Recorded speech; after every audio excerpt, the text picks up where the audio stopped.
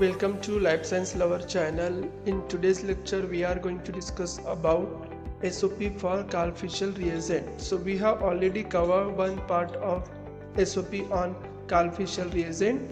So in that lecture we have covered SOP for cleaning and SOP for performance check. So now we will discuss on further procedure of SOP which comes under Carl-Fisher apparatus or reagent we can say. So here first SOP is SOP for operation of Carl-Fisher apparatus. So in this SOP we have to operate Carl-Fisher apparatus used to determine the moisture content.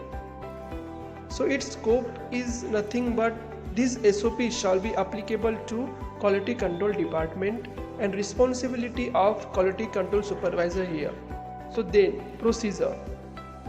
So in procedure you can see here this is Carl-Fisher reagent bottle, and with that bottle we have to take about 150 ml of Carl-Fisher reagent, and the glassware used should be well dried, otherwise the reagent will become useless due to moisture. So this is the Carl-Fisher apparatus, and here we have to put our Carl-Fisher reagent bottle. So then put the Carl-Fisher reagent in reservoir bottle provided at the back and place the stopper immediately after addition of reagent.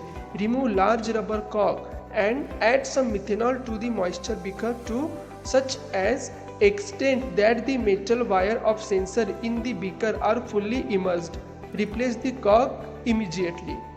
Then we have to connect leads of relay to small 3-pin socket on the titrator. Then connect the sensor wire to socket provided on the instruments. Adjust the speed of magnetic stirrer such that the wire ends of sensor do not touch the stirred, and at the same time sensor should not be exposed to air.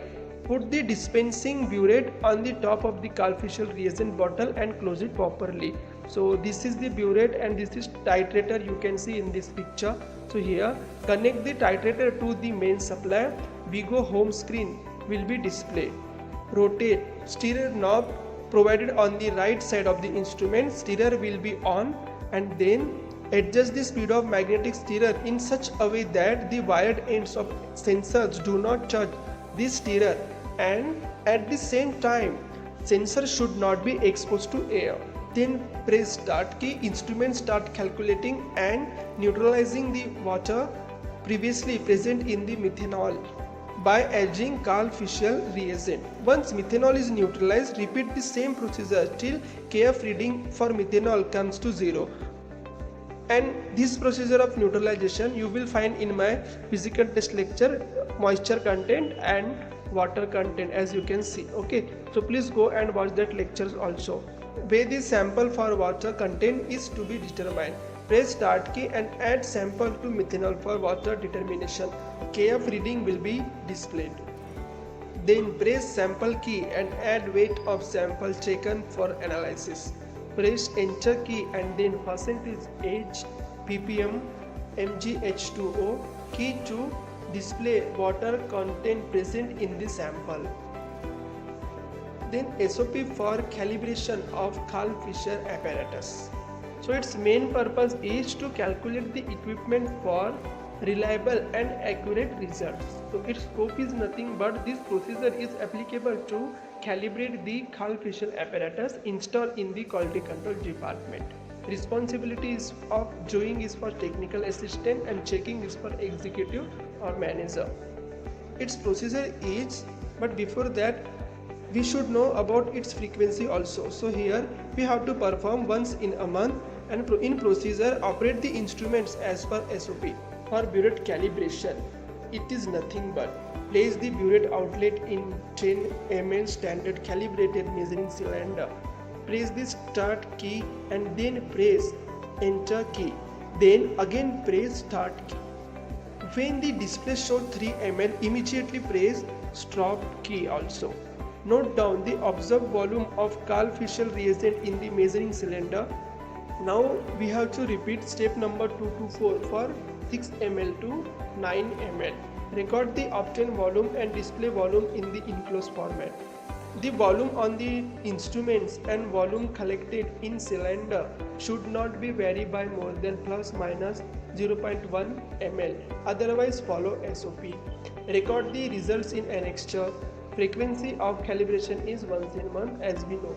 For instrument performance, add accurately weigh 100 mg of disodium tartrate into the titration vessel containing neutralized methanol and test for water content.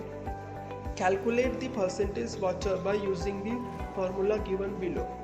What is the procedure of standardization and neutralize? So for that you have to watch my lecture on water content. So its formula is for water content is percentage of water is equal to volume of KFR means Karl-Fischer reagent consumed in ml into 100 into factor weight of disodium tartrate in mg. Then the performance of instruments is satisfactory if the difference between the obtained value is within the tolerance limit of 15.66 plus minus 5%, that is 14.87 to 16.44. Otherwise follow SOP. So this point I have mentioned in my previous lecture also. So then repeat the step 1 and 2 and take total 5 readings. Record the results in annexure 1 and frequency of calibration is once in month for this instrumentation also. Then this is the annexure 1. So here we have to fill this our results and our records whatever we have seen for this SOP procedure. So this is all about today's class. In next lecture we will continue with another SOP part. Okay, for physical test only. Then we will start for chemical test also. So this is for today's class. Thank you.